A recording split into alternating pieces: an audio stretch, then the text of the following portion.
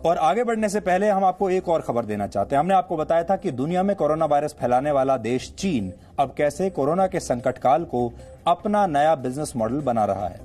Corona virus की वजह से पूरी दुनिया मंदी का शिकार हो रही है, लेकिन चीन की बड़ी बड़ी कंपनियां अपने बिजनेस का विस्तार करने में लगी हैं। ये दुनिया के लिए बड़ा खतरा है और भारत के लिए भी चिंताजनक खबर है।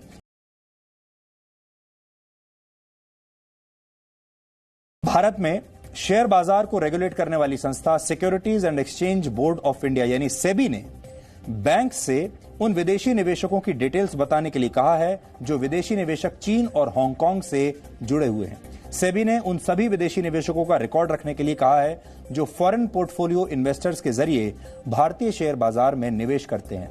सेबी के ये निर्देश तब आए हैं जब अभी कुछ दिन पहले ही एचडीएफसी में पीपुल्स बैंक ऑफ चाइना ने 1% से ज्यादा शेयर खरीद लिए थे। एचडीएफसी यानी housing development finance corporation limited Bharat के सबसे बड़े कर्जदाताओं में से एक है। ये संस्थान भारत में बड़े पैमाने पर लोगों को घर खरीदने के लिए भी लोन देता है और इसी के बाद से चिंता बढ़ गई थी कि चीन धीरे धीरे भारतीय कंपनियों को भी अपने कब्जे में लेना चाहता है। हमने आपको यह भी बताया था कि भारत की कंपनियों में चीन की कंपनियों से हाल के वर्षों में बहुत निवेश हुआ है। चीन भारत की 75 से ज्यादा ऐसी कंपनियां ऐसी हैं जिनमें चीन के निवेशकों ने अपनी पैठ बना ली है, हिस्सेदारी बना ली है। खासतौर पर भारत के स्टार्टअप्स में चीन सबसे ज्यादा एक्टिव है।